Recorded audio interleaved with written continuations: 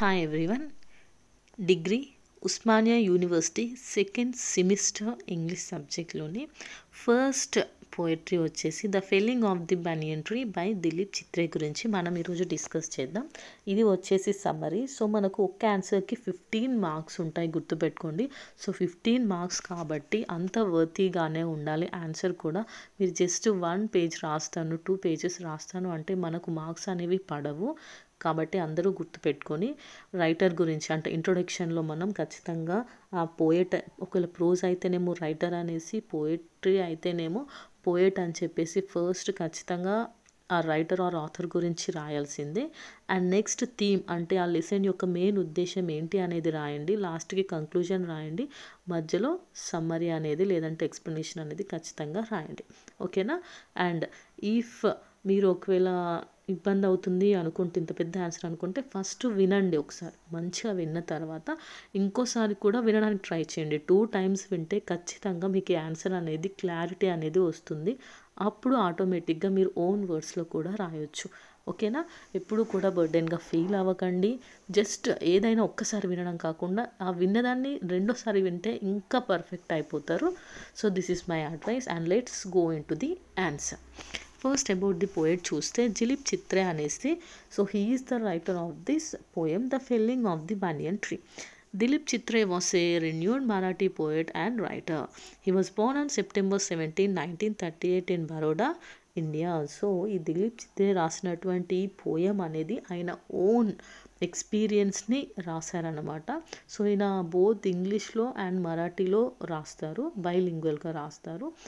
And ఈయన వచ్చేసి 1938 బరోడాలో సెప్టెంబర్ 17th రోజు he was Born. He writes both in English and Marathi. Chitre published over 40 books of poetry in Marathi. మరాఠీలో ఆయన 40 బుక్స్ని publish చేశాడు. Traveling in a Cage 1980 was his first and only book of English poems. So ఆయన English poems రాసింది ఒక్కటే ఒక book అంట. ఆ book పేరు వచ్చేసి ట్రావెలింగ్ ఇన్ ఏ కేజ్. దీన్ని 1980లో రాశారు. ఆయన రాసినటువంటి first and also only 1 book అనమాట. ఈ బుక్లోనే మనకు ఈ felling of the banyan tree గురించి కూడా ఉంటుంది. హీ రిసీవ్డ్ ది సాహిత్య అకాడమీ అవార్డ్. సో ఆయనకి సాహిత్య అకాడమీ అవార్డు వచ్చింది.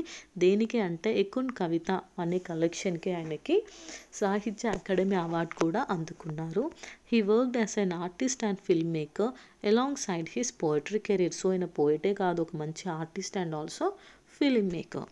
Chitre passed away suffering from cancer on December 10, 2009 in Pune, India. ఆయన క్యాన్సర్ వల్ల సఫర్ అయ్యి డిసెంబర్లో 2009లో డిసెంబర్ 10th పూణేలో చనిపోయారంట. Okay, this is about Dilip Chitre. So మనం థీమ్, అసలు ఈ స్టోరీ ఎందుకు రాశారు ఏంటి అనేది చూస్తే, the felling of the banyan tree focuses on a drastic decision made by poet's father. So మనకు లెసన్లోనే, పేరులోనే అర్థమవుతుంది, పోయంలోనే felling of the banyan tree అంటే, బనియన్ ట్రీ అంటే ఏంటి అందరికీ తెలిసే ఉంటుంది. మన ఊర్లలో పెద్ద పెద్ద చెట్లు వేర్లతో ఇట్లా వచ్చి ఆ వేర్లు మళ్ళీ కింద ల్యాండ్కి టచ్ అయిపోయి భూమిలోకి వెళ్తూ ఉంటాయి. ఏం చెట్టు అది? బనియన్ ట్రీ. దాన్నే మనం మర్రి చెట్టు అని అంటాము. So felling of the banyan tree అంటే మర్రి చెట్టుని పడేయడం, అంటే చంపేయడం అనమాట, లేదంటే నరికేయడం అనమాట. ఓకే, సో ఆ మర్రి చెట్టుని ఎలా నరికేశారు, ఎలా పడిపోయింది అనే విషయాన్ని మనం ఇందులో చూస్తాము. అసలు ఎందుకు దాని గురించి అంత స్ట్రెస్ చేశారు అనేది చూస్తాం. యాక్చువల్గా ఈ బనియన్ ట్రీ అనేది చంపడానికి లేదంటే దీన్ని తీసేయడానికి మెయిన్ రీజన్ వచ్చేసి పోయిట్ వాళ్ళ ఫాదరే అంట, వేరే ఎవరో కాదు. పోయిట్ వాళ్ళ ఫాదర్ యొక్క డెసిషనే ఆ felling of the banyan tree.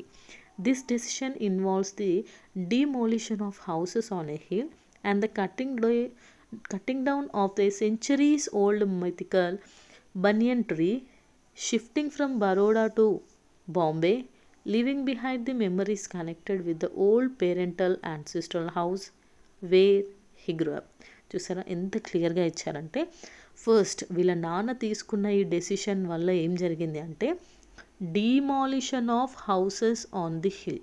ఒక హిల్ మీద డీమాలిషన్ ఆఫ్ హౌసెస్, అక్కడ ఉన్న ఇల్లులన్నింటినీ డీమాలిషన్ అంటే అన్నింటినీ కూల్చేశారు. Cutting down of centuries old mythical banyan tree అంటే కొన్ని సెంచరీలు అంటే కొన్ని వందల సంవత్సరాల నుంచి ఉన్న బనియన్ ట్రీని కూడా కట్ చేశారు.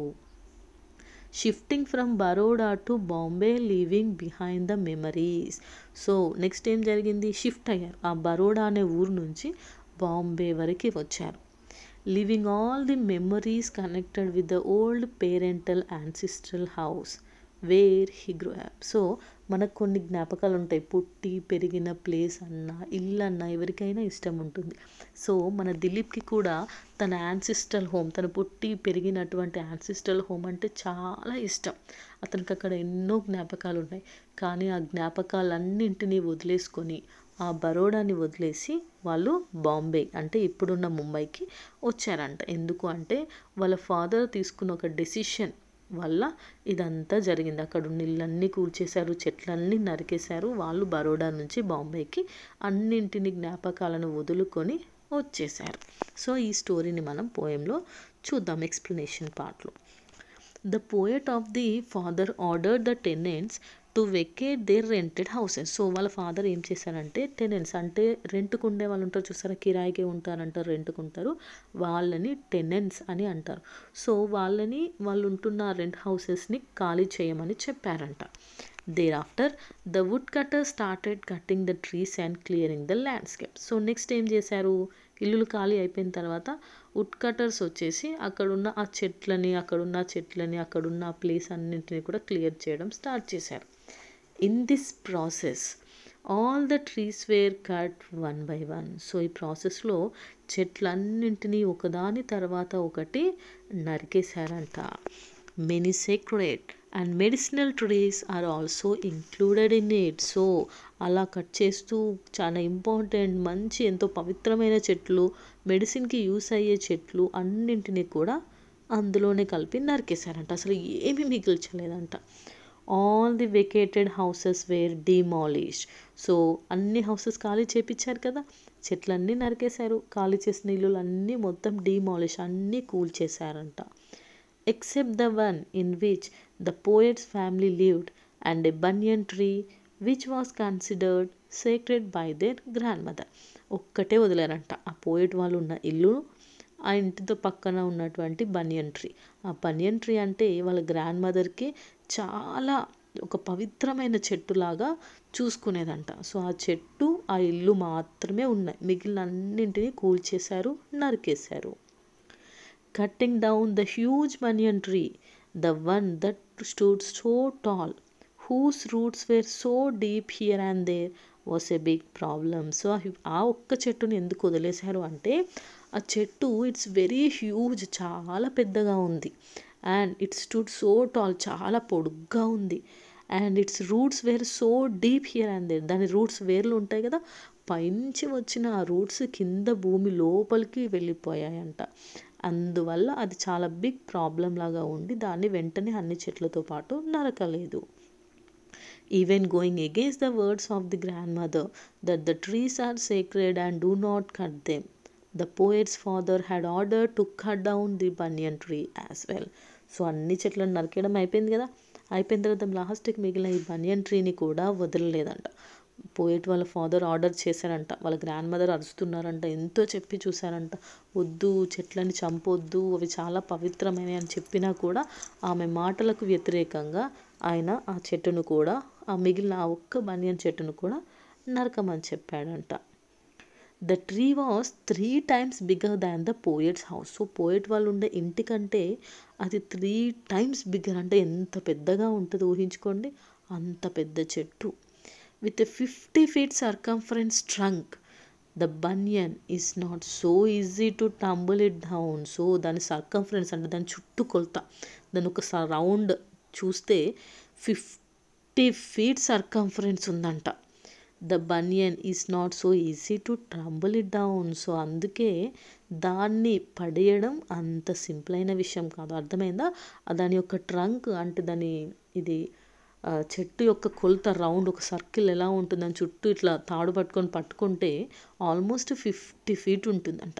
దాని పొడుగు వచ్చేసి దగ్గర వాళ్ళ ఇంటికంటే 3 ఇంతలు పెద్దగా ఉంటుందంట. అందుకే దాన్ని నరకడం అంత ఈజీ అయిన విషయం కాదు. Its aerial roots touching the ground. So aerial roots ఉంటాయి కదా, ఇప్పుడు పైనుంచి మళ్ళీ వేర్లు వచ్చి మళ్ళీ భూమిలోకి వెళ్తాయి కదా, ఆ రూట్స్ అనేవి 30 feet లాంగ్ లోపలికి వెళ్ళిపోయాయి, 30 feet భూమి లోపలికే వెళ్ళిపోయాయి.